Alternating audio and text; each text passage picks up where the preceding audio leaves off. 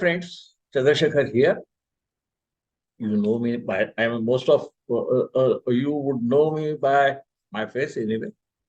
If you have been with the channel for a long time, today we are going to discuss about the D2 chart as they call it. Actually, I have given one lecture prior to this, which would already you would have already seen, I suppose, in which a general background of these D charts, which are called the Varga charts. Varga means a part section. Was given. Now we will try to delve into how to interpret D2 chart, that is the Hora chart. Hora also means hour, and so generally the sun's Hora and moon's Hora, that is how the division is made.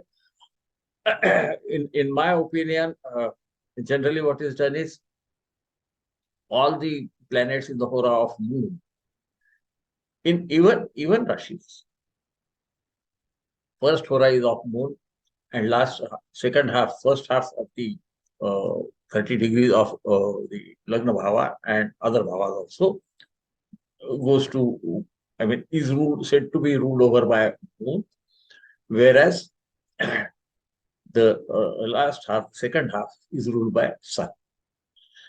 Whereas in case of odd Rashis, it is the other way. Sun rules the first half, the Hora. Moon rules the second half. Hora is almost equal to an hour, and one Rashi traverses, the eastern horizon, we can call it, in about 2 hours at equator. So you can make out why it is called Hora chart. Otherwise, whatever even the science of prediction is also called the Hora Shastra. So these two are very different things. We should not confuse between them, isn't it? So what I was thinking was, why should we follow a system where there is quite a lot of complications? There are different ways horas are calculated. I follow the Parivritti Dvaya system of Hora charts, that is D2 charts, where the Hora, because there is a aphorism by the great Parashar, which talks about 24 Horas, which run one after other twice around the zodiac or around the chart. So let there be no confusion, because you might confuse why this Hora chart is looking like a regular chart instead of only some planets kept in the Rashi number 4, indicating the Rashi of moon, and others in Rashi number 5, that is Leo, indicating sun. And these are normally kept opposite each other, which means every planet will aspect, the Lagna will be aspected by all the planets or occupied by it, which makes everybody a king, which does not appeal to my reason. There are different way of looking at Hora. This is how I look at it. So I make it very clear from the first. Now, how is this to be analyzed?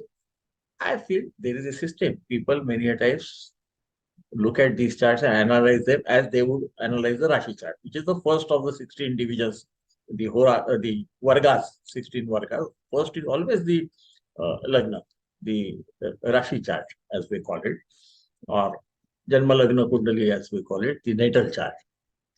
So the second is the Hora. How is it to be entered? As far as it is rather my opinion, I may say, it might be wrong, it might be correct. You take your own decision. And let me make it clear that I rarely use the other D charts. I only use the Navamsha and the natal chart for prediction, generally, unless there is some exceptional case where I want to know a bit more of the flavor of the Lagna chart itself, the natal chart itself. So I should make it clear. See, Parashara has given it pretty clearly. He talks about how this is to be seen. So he says the strength of the planets, where it will be seen in the natal chart, is to be decided on the basis of these different Vargas. You combine them, he calls it Vinshopakabala, 20 points are given, out of which points to every planet is to be calculated based on how many different Varga charts you are considering. So it can be 6, where it is called Shadavarga, There will be 7 of the 16 divisions, the Sapta Varga, then 10 of the divisions, Dasha Varga, and all the 16 divisions. The system is not very complicated. In every Varga, the different divisions are given certain points, which is called generally the Svavishwa, and then the planets themselves have certain strength based on their position in that individual division. So, where if it is in exaltation or own house, it is 20 points are given to that planet. If in extreme friend's house, then 18 and so on, till the last is 5. And all these are, combined, multiply the Swavarga, the specific points out of 20 given to that Varga, multiply it by this Vishwa Varga of the planet and divide it by 20. So it is just proportion, nothing else. And that gives you the value. Then how it is again to be interpreted? Less than 5 is not much influence on the life of the Jataka. 5 to 10, somewhat. 10 to 15, much more important. And 15 to 20 is extraordinary. This is what Sage Parashara says. It's not of my creation. Don't be under that impression. So, what do we do? Should we look at Varga chart as standalone chart? I would think it is seen as an auxiliary to the natal chart. And whatever you can understand from the Varga chart is only a flavor of the original natal chart. That's why what I am going to do is, I mean, here also we do the same thing. I put the natal chart on one side, and by a side of it, I am putting the respective D charts. In one corner, the right hand top corner generally, sometimes it would be in the center. I write the D2, D3, etc., as I go ahead. That would depend upon whether you want me to go ahead with other D charts or other Varga charts. Because I don't want to bore you with over information. Always generally, I say that over, excess data always leads to confusion. Information overload, it is called. Sometimes the system crashes. So it depends. And at my age, it does crash regularly. So I generally use the least one. Sometimes I might use the Varga chart for some specific purpose. Another reason is in D16, the Shodashamsha as they call it. Shodash means 16 in Sanskrit. The time difference for the Lagna to move from one place to other, the Rashi in the Lagna, in the chart, the D chart, D16 chart, you can call it, is hardly 2 minutes. And there can be, some mistake in recording the birth time. And I am fond of saying, if you can't predict looking at the 2-hour interval in which you can fix a Lagna, the ascendant, then it is really difficult to go in for 2 minutes for time. So, but that is my idiosyncrasy. You would excuse me for that. I am sometimes very blunt, as I know. People are so kind, they don't say that you are very blunt, but at my age, why not talk what I feel is right or wrong? So let us put it this way. What it tells is additional strength of the planet, which it will deliver through the bhava that it occupies in the natal chart. Within the Varga charts, how the chart is to be read as a standalone, I don't think so. But even as an adjunct, what needs to be done is, many a times some learned people, of course, look at the planetary aspect there.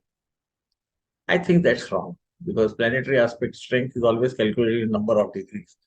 And planets which appear to be in the same Varga bhava in that Varga, the D chart, might be 180 degrees opposite each other, as you will see in the Parivriti Hora when Rahu and Ketu are in the same house.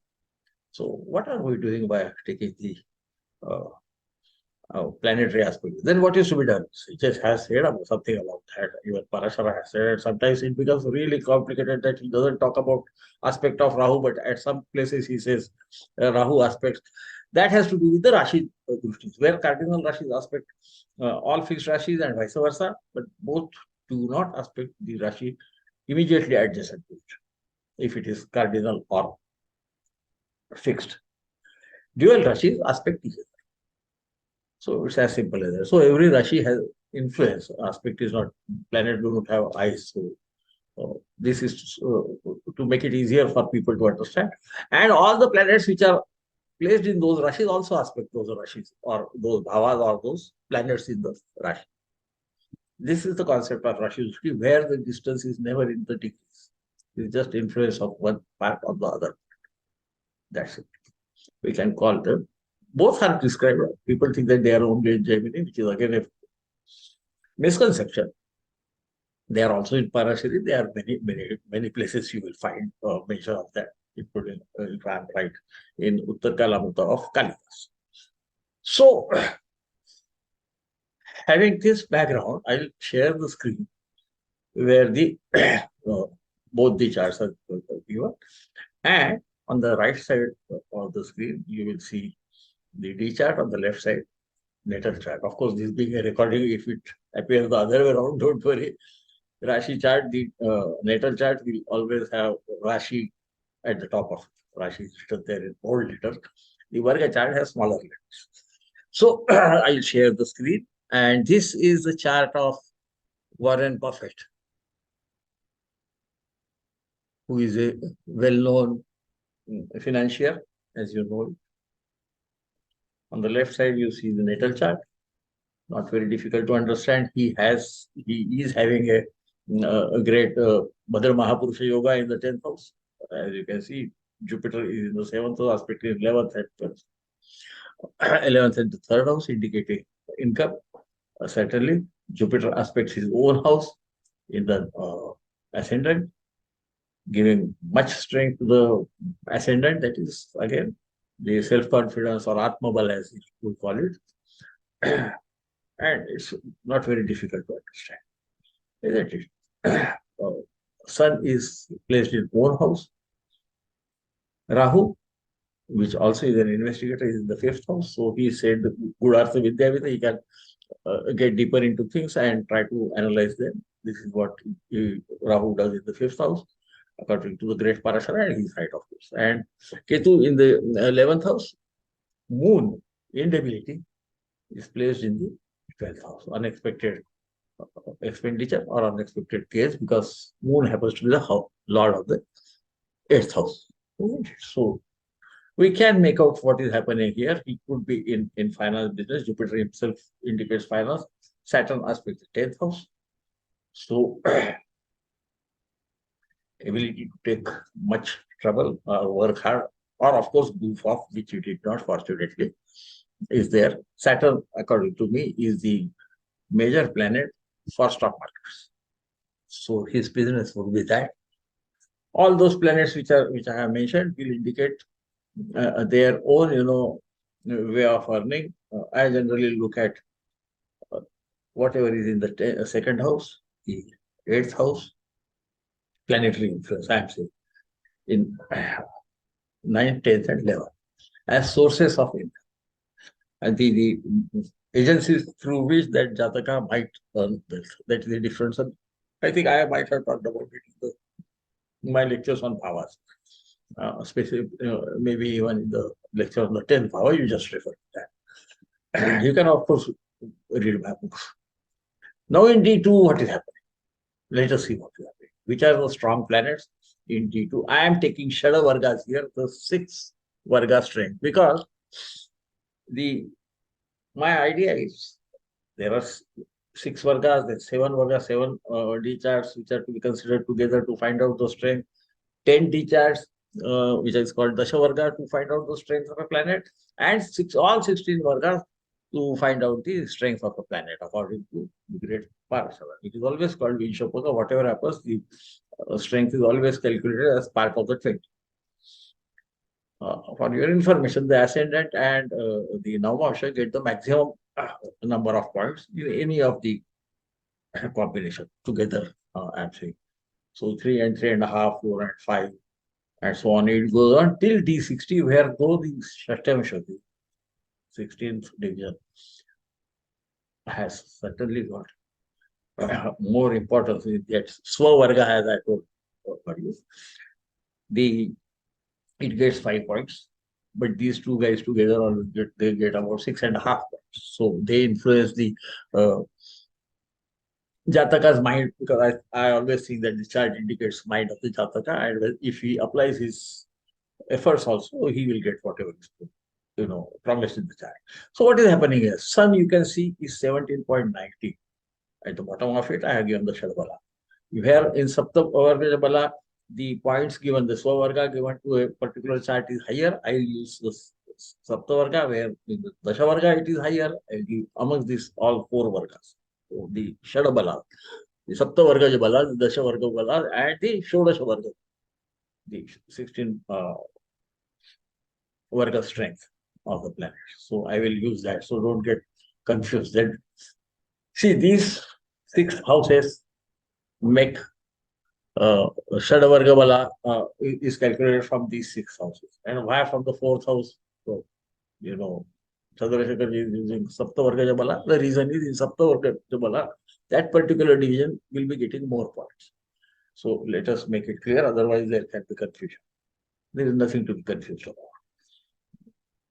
I think in perhaps Trinshansha or Dwadashansha, Saptavarga Bala has more points given to that particular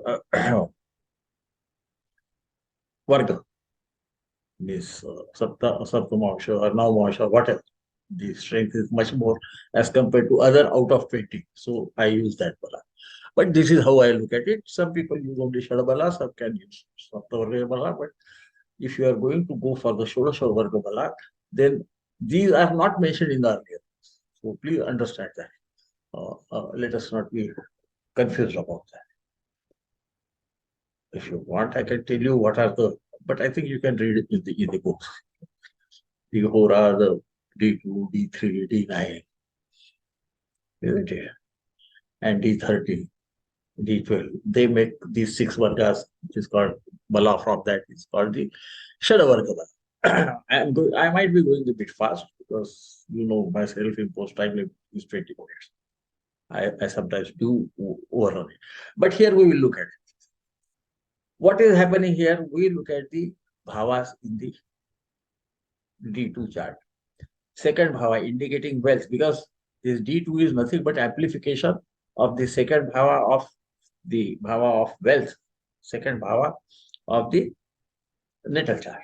This we have to keep in mind. So what is the nature of the person about that? How he accumulates wealth?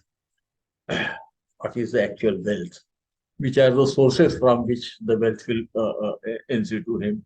All these things are indicated from the Hora Chakra, the D2 chart. So we find Sun has 17.90 marks out of 20. Moon, though not very great, it still has, even now, then has 11.30. So it is more than 10. It would give medium results. There is no doubt about it.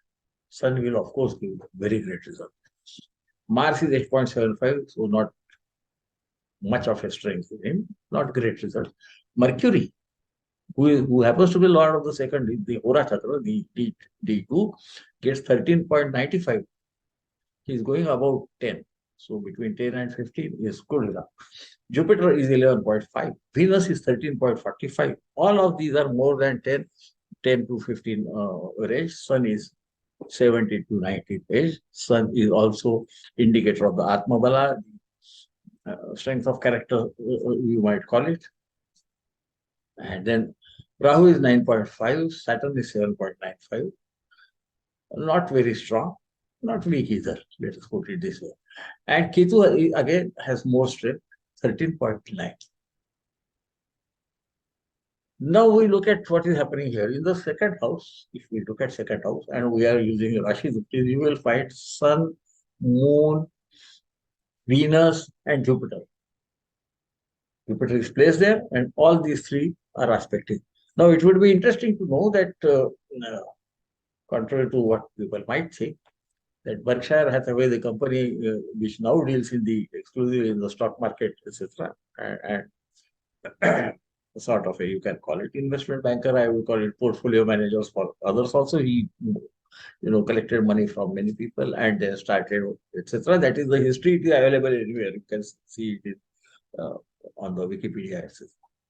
So, where from did he make money? We see that the second house, yes, everybody is contributing. Venus, the Berkshire Hathaway was originally a textile company, but since Venus is in the 12th, 8th house, in the detail, it did not do very well. Then it was converted into the financial company, keeping the name same. He invested much in Coca-Cola, if I remember right, which is indicated by Moon in the 11th house. He made much money out of it. Because Moon represents anything which is fluid. In the 9th, Sun is there. He had contracts with the government. In certain cases, you can read. I am not going to go deeper into it, much deeper into it, out of which he made. Jupiter, finance itself, Jupiter is occupying the, second house of accumulated wealth. Where from he made accumulated wealth? Jupiter is right there. So he is in a financing sector, which is correct. Saturn does aspect the 10th house, which can indicate something very large, and that's it. He is not very strong. He is strong in another way, because in the same chapter there is a aphorism saying that if a planet is away from Sun, he is much stronger. So overriding all this, and whenever a planet is in retrograde motion, he is almost 3 times stronger. This has to be understood. So, though Saturn gets a less number of points, 7.95, he has other strengths besides the strength of being placed in friend's house, etc., etc. Because he is not certainly placed in his friend's house. That is why the number has gone down. And and what could be the business through which he has done primarily? Mercury is right there in the 7th house of business. For what? For the wealth. So some sort of trading is there. Here, the trading is obviously the stock market. Another thing which we need to look at is that Rahu and Ketu are aspecting they are occupying cardinal rashis, so they will aspect all the fixed rashis. So Rahu and Ketu are aspecting the 7th house, where Mercury, the lord of the second, for D2 chart is very much there. They also aspect the Lagna, and they aspect the 4th house. So you might wonder, why am I telling you that? The reason is pretty simple. Ketu from the 9th house casts a good archetype. Vipratam Ketu is what is said by the great Gemini. He is strong, so he can give something. And Ketu is intermittent actions. He will do something, then go down, then go up, which is exactly what is done in the stock markets. That is very strong. And he is aspecting the lord of the wealth. So certainly he will have good wealth many a times. Sometimes he might lose. Go through his career chart, you will find he did sometimes lose, as in case of Berkshire Hathaway, the textile company, not the other one. Rahu has less numbers. So what does it mean? It means he will earn much and sometimes also has to spend, because Rahu aspecting would give you spending. It is very well known that he has given away 99% of the wealth is accumulated to Bill and Melinda Gates Foundation and retained only about 10%. Some say 99% has been given, but I think 90% has been retained that. So this plus minus the minus one, and the result is coming there. We also can understand that Saturn being in the ascendant, he might be a person given to not much show off of his wealth. He used to have a Cadillac car for many years, etc. That is history. You can read it. He wanted to purchase at a lesser cost, etc. And so he used to send his daughter to buy a car, thinking that the dealer might quote more if he knows it is for Warren Buffett, which is true. This is how we should analyze the D chart. That is my opinion. I have conveyed it to you. I hope that you have understood what I am trying to say. See, these planets have their own way of looking at things. And this only gives you an additional information, as you have seen. Even otherwise, in his natal chart, Saturn occupies the Lagna. Saturn is certainly a planet which does not like much of show off. And he is a simple man. He did not even have changed his house for many years. You know all those things. But Venus is there, so Venus can indicate expensive vehicles, etc. That will come when we come to those those D charts we deal in with vehicle, rather indicative of vehicle. No chart deals in anything. It is you who has to come to a certain conclusion. So, my dear friend, do let me know whether I should continue with other D charts. If you say yes, I will go ahead. If this is becoming complex, tell me and I'll stop it after this one. Maybe I'll at the most do one about Dreshka and stop it at that. Because spoken word many a times is retained in one's mind. That is why I use the YouTube media. Some concepts are maybe better understood by looking at the printed words, but I suggest that you also look at the Bharat Parashari, where the 16 Vargas are indicated, so that you get to know what it is saying. Also, look what is given to particular D chart. Otherwise, people imagine by themselves that since it is about fourth house, so everything on fourth house can be seen from the D chart or D16 or D4. Before doing that, just check what the great Parashara says. This is also given in Jatak Parijata and or Mantreshwara's Faladipika also mentions them, but Mantreshwara Faladipika only goes up to 10 D charts. So please remember this. It is quite possible that what I have spoken in the version of this might be different than what I am saying now. Not substantially different, but certain points which I might not have spoken about there might be spoken here. English is a language of brevity, so I can cover a bit more perhaps. I'm not very sure. Hindi is also as good a language, sometimes even better, because it can translate the words of Sanskrit in a much easier to understand way in the local language, the language, Hindi, Marathi. All those Indian languages are ultimately sourced from Sanskrit. So, my dear friends, I take your leave and do give your comments. You know, I don't mind bricks, I don't mind bouquets. Rather, I am not very comfortable with bouquets, but bricks I don't mind. That will help me understand what you might like to know more about in Vedic science of astrology. So I shall take your leave and a very good night.